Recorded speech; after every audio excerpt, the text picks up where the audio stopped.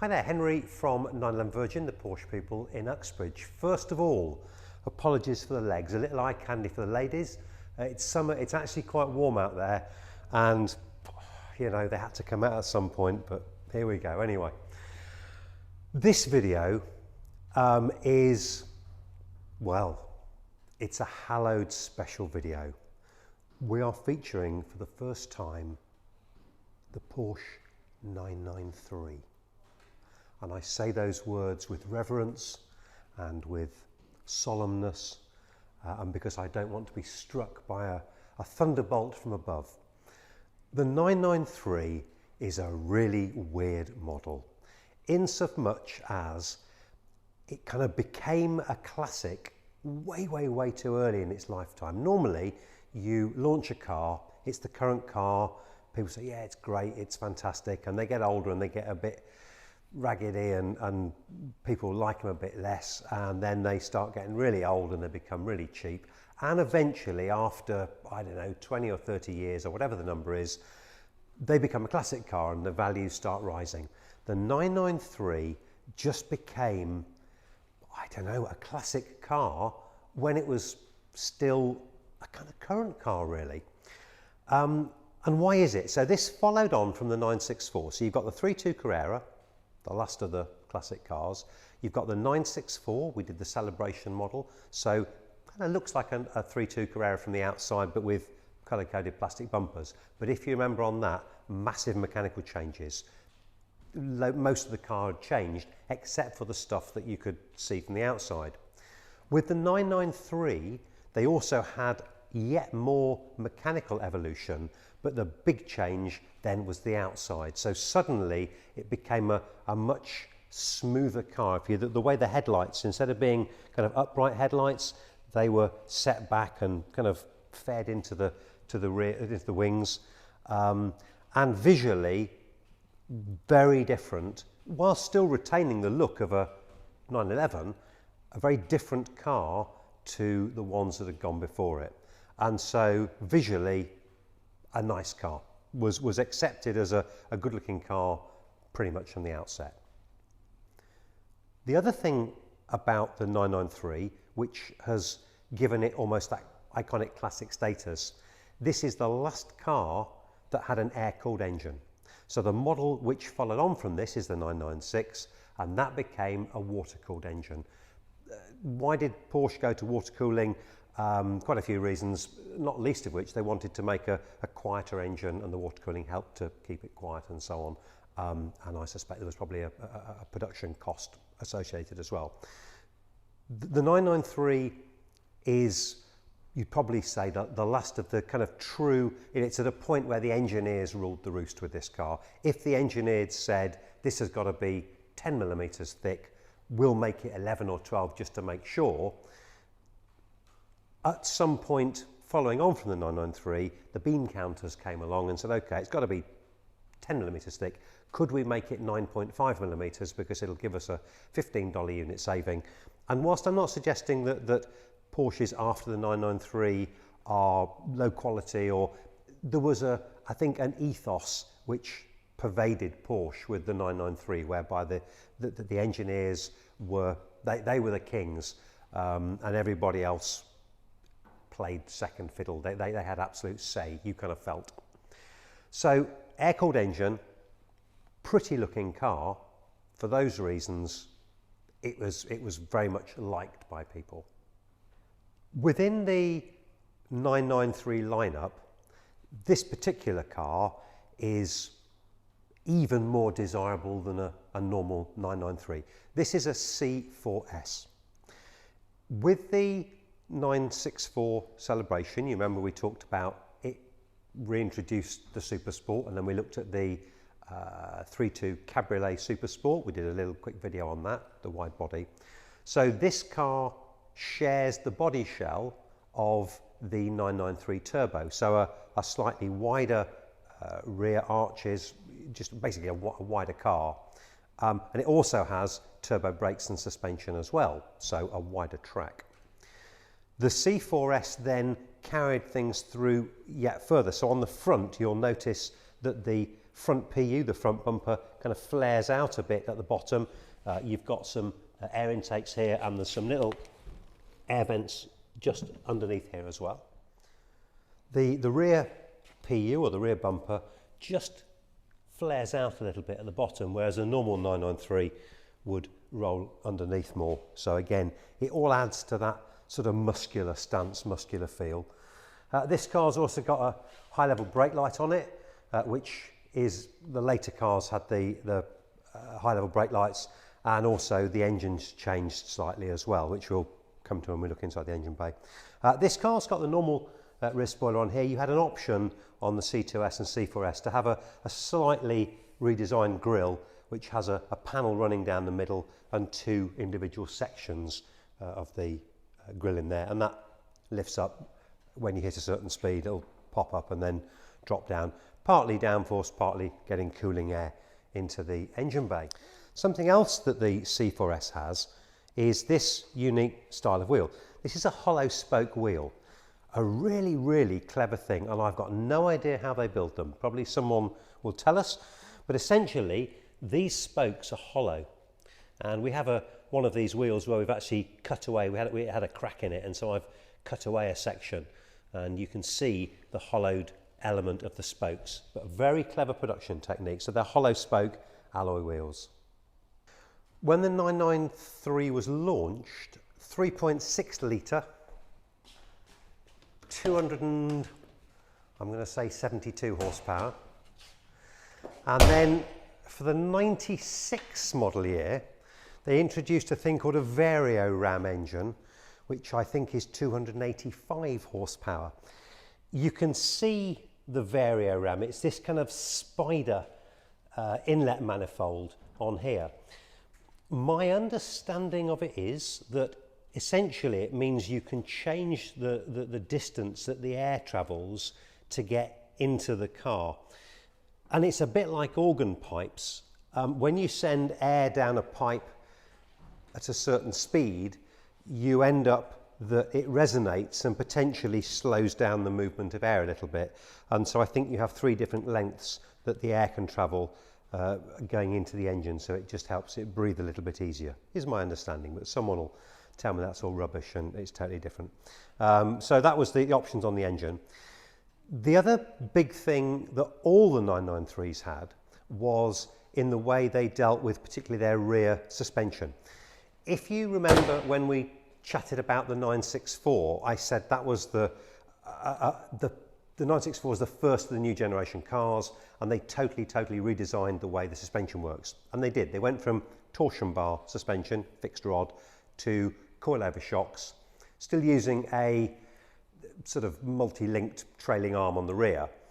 With the 993, they totally redesigned that, and you have an alloy frame, and it is actual proper multi-link suspension. And the reason they did that is because they wanted to try to curb the lift-off oversteer characteristics of a 911. Fundamentally, this is a crap car because the engine's in the wrong place. It shouldn't work. If you're going around a corner and you've got a big lumpy engine here, as you're turning around the corner there, all this weight is trying to shove you over there.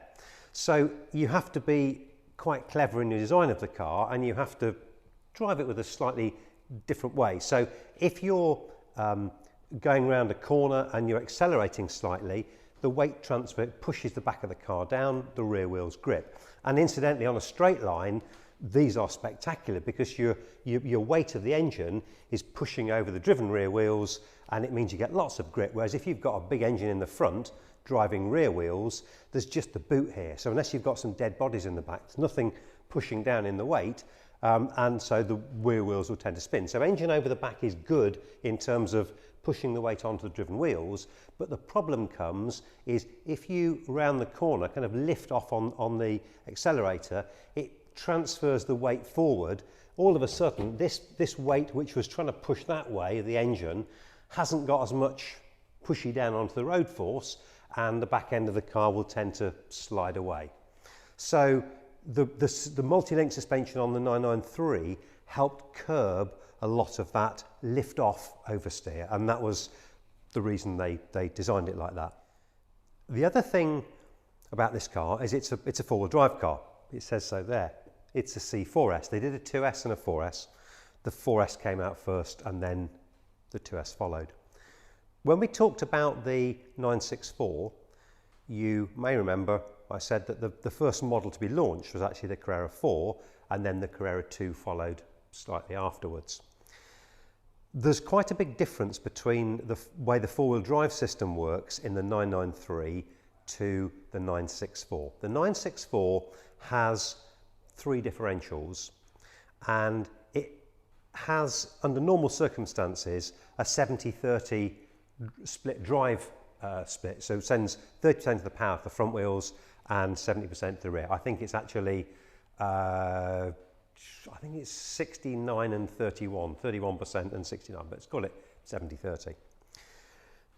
The potential disadvantage of that is that when you put driven power that way on a wheel, if you've got a sideways force, so you turn the wheels and you're asking a car that was wanting to go straight on, you want it to go that way, the tyres are having some sideways force on them as the car tries to push forward and the tyres say, no, go that way. If they're nearly on the ragged edge of adhesion and you introduce some rotational force, that potentially breaks the grip between the tyre and the tarmac, and the car slides a little bit and it understeers. With this car, they took away the centre differential and they put a viscous coupling in there. And that had 2 benefits. It saved about 50 kilos in weight on the 4-wheel drive system on the car. But it also meant that you could have virtually no driven power to the front wheels under normal circumstances.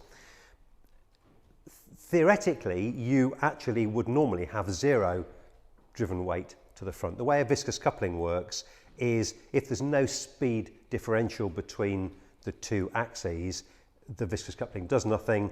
If a speed differential occurs, so one wheel is moving faster than the other, it's a kind of silicon type fluid, it becomes more viscous, and the various plates within there, these plates drive these plates, and so it locks up the drive more. The disadvantage of a viscous coupling is the reaction time is a little bit slow. So deliberately, Porsche designed the viscous coupling to be working a little bit, almost as though it was just about to be switched on, and so you get, I think it's about 5% power going to the front wheels for drive, and it means that when you do need to put all the weight or more driven weight to the front, so let's say the rear wheels start spinning out of control or start spinning higher compared to the front wheels, viscous coupling kicks in and says, okay, we'll shove driven power to the front wheels. And so because I think they actually made the rear wheels a slightly different size to the front wheels, and someone again will tell me I'm wrong here, and that's how they set about a slight differential in the viscous coupling. But it does mean that under normal circumstances, the front wheels have less power going to them, and it drives more as a 2-wheel car or 2-wheel drive car until you actually need the 4-wheel drive element. There's another little bit of electronics in this car, which is ABD, which is automatic brake differential deployment, something or other. And what that does is it uses the ABS sensors, which were kind of already in the car anyway for the ABS, and it means that if one wheel spins too quickly, the car will apply a brake to that wheel. I think I'm right in saying it was at lower speeds. It wasn't designed to work at high speeds, but if you were on snow or wet grass or something like that, and you had one wheel that was spinning too much, the brake would squeeze in and could apply itself to that corner, which then combined with the viscous coupling, combined with the liberty slip differential and so on, would mean that that wheel stops spinning and the other wheels take over more power, and so it helps pull you out of a sort of low traction situation, as I say. But that was more designed for lower speed than higher speed, I think I'm right in saying. So when you look inside the 993, just as the 964, you've got a noticeable centre tunnel. So it's got that much stiffer, more rigid floor pan in the car because you have the strengthening spine running through there. Because this is a C4S, there's a few kind of niceties. You automatically have a leather dashboard on here, leather caps to the tops of the doors there, and so on. You know, leather sort of on here. You've got centre console was leather. I think that's always on a C4S. You got those, and the gear knob has changed in so much as it has some different numbers on it. This is a 6-speed manual gearbox. So prior to the 993, manual 911s were always at best 5-speed, but this becomes 6-speed. The benefit of having a 6-speed gearbox is that you have more selection of your gears. It's a kind of a better ratio, so you can always keep the revs in your desired sweet spot. And so on this, if you were driving it hard, you kind of want the engine to be always 4,500 revs-ish, you know, or more, because it means that you're at the sweet spot in terms of power and torque production. Still, layout of the dashboard is what you would expect out of a 3.2 Carrera, out of a 964 and so on. They are starting to get the hang of positioning switches where you can actually see them in the centre console here. You've got, so for instance, a sunroof and so on. It's all down here, the rear spoiler and this, that and the other, your hazard lights. This little thing is a check button, so there's a little computer on board that if it senses there's a problem, so if you had low oil or one of the sensors had picked up, a light will come on the dash. If you click that, it goes away and it says yes, it's not something you have to stop immediately for, but just be aware it's there. But the layout is slightly more friendly in that you can actually see most of the switches. They haven't kind of hidden stuff underneath here and put them out of sight. So they are slowly getting there.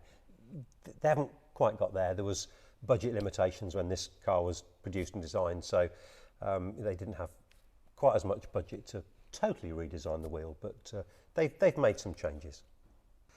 So that's the kind of 993 in essence, and it's interesting from a visual point of view. After the 993 became the 996, which, I don't know, when it first came out, it didn't potentially have quite the kind of masculine appeal of a 993. It felt a bit more slab-sided. And then when the 997 came out, the 997 and the 993 have some styling cues. The first time I ever saw a 997 on the road, I was driving to Stansted. I was actually doing some winter testing in Jerez in southern Spain, and I had a very strange journey from seeing Father Christmas in Rovaniemi to going to southern Spain, so being very cold to very hot, and I had to go from Heathrow to Stansted. And I looked on the M11, looked in the mirror and thought, wow, what a phenomenally lovely 993. And it was actually a 997 in my rearview mirror. So the 997 kind of was in the same family potentially of styling as the 993. Yeah, so I think we need to take it for a drive.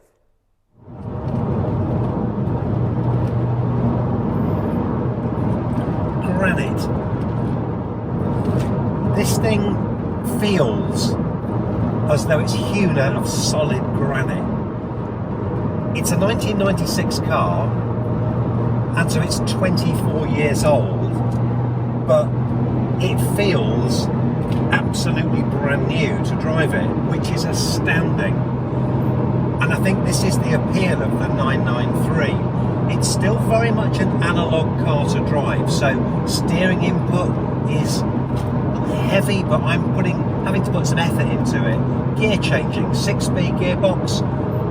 It's a very definite gear change, but you can't bang it through the gears. You present it to the gear and sort of almost slowly put it into gear. So gear changing is sort of slightly slow in terms of how you have to drive it.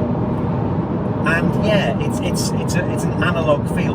I'm hesitant to use the word classic because it's a modern car, but I don't feel as though the car's driving itself. You know, I've got to have an input in it, and that gives me very much a reward, you know, when you get it right. If you go into a corner well and get it right, you feel as though you've done it, not just the car.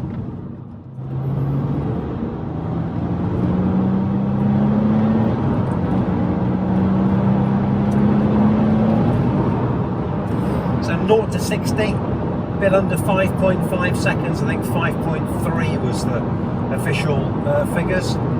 Top speed, it's a gnat's todger under 170 miles an hour. Again, I think 168 miles an hour was the decided on top speed for these, which I kind of almost repeat myself, but it's 24 years old, and even in today's sort of motoring list of cars, that's pretty impressive. You know, to be towards the upper limit of kind of what's on the road today, which is amazing.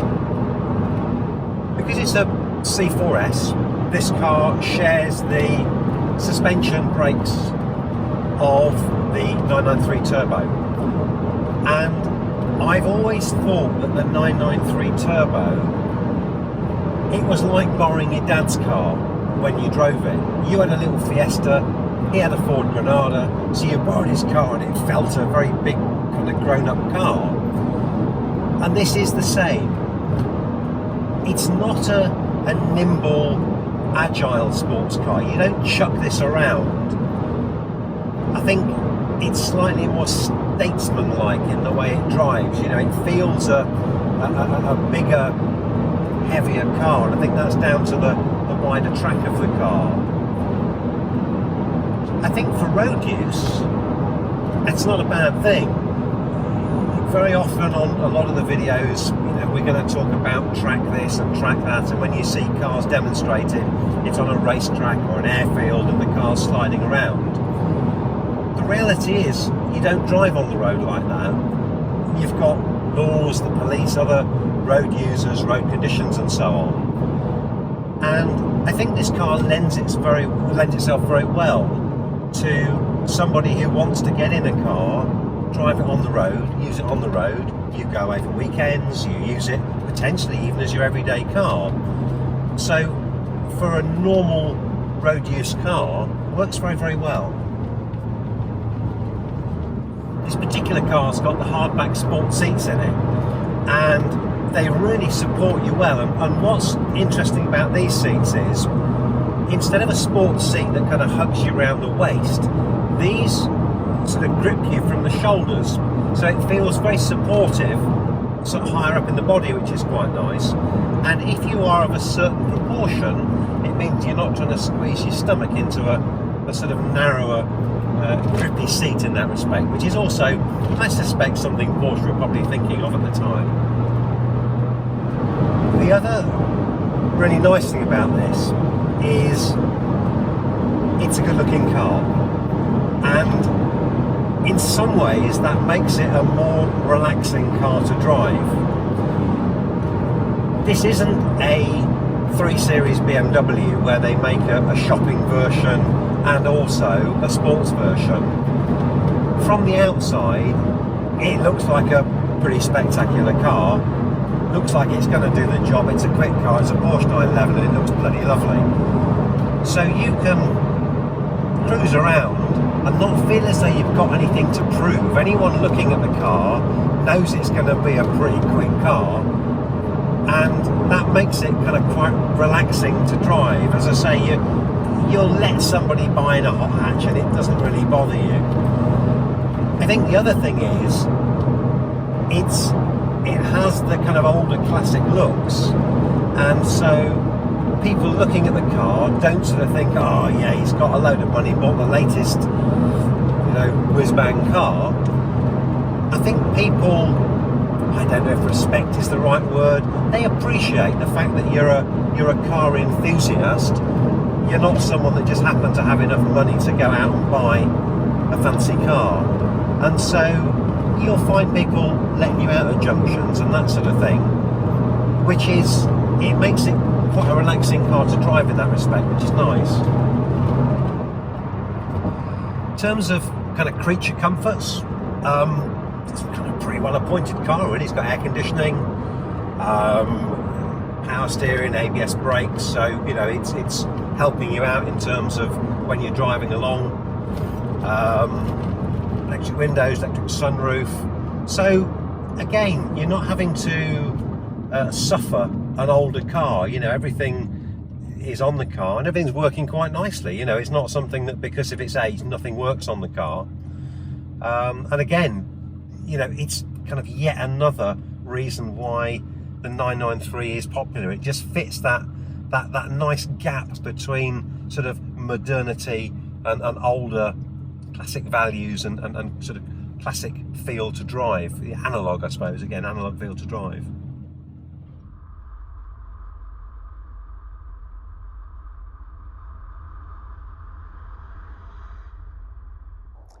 So that's the 1996 993 C4S Coupe. I hope you found it useful. It's given you a bit of an insight into the car, and I hope probably given an insight into why the 993 is kind of so well regarded within the Porsche 911 lineup. You know, it's a really interesting bridge between the thoroughly modern current cars and the older, more analog cars. And I think it bridges that gap very, very well. And it's a good looking car, particularly this version with a C4S with the turbo body. It's a pretty car. So yeah, hope you've enjoyed that. I hope all of you guys that do actually have an own Porsches now, certainly in the UK here, we've got some nice weather, the summer's here. So I hope you're getting out there and enjoying your cars, having some fun. Thanks to all the people that have subscribed to us on the YouTube channel. That's much appreciated, and all the people that have taken time to make comments. You know, we try to respond to you as we see them on the channel there. And yeah, have fun, stay safe. I'm Henry, we're 911 Virgin. Many thanks for watching. Goodbye.